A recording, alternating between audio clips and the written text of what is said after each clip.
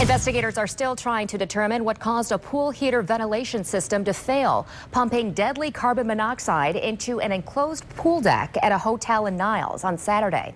13-year-old Brian Watts of Niles died. About a dozen others, many of them teenage guests at that hotel, had to be treated for CO exposure. 24-Hour News 8's Joe LaFurgie has what you need to know before checking in and taking a swim. All new at 7. It's probably the last thing you're thinking about when you're splashing around the hotel pool.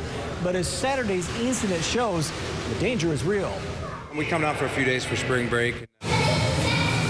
As parents, Justin Linden and his wife make sure they read the rules, check the water depth, and keep the kids no more than arm's length as they splash around at a local hotel pool.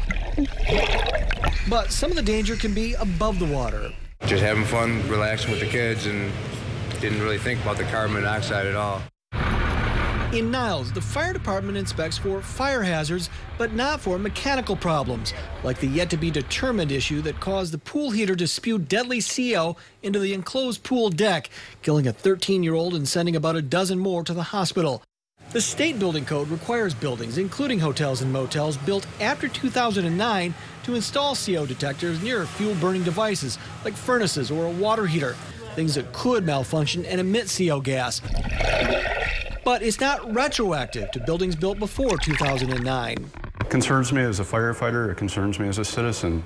GRFD Fire Inspector Bill Smith hopes from the tragedy in Niles comes more public awareness of the colorless, odorless, tasteless gas known as the silent killer.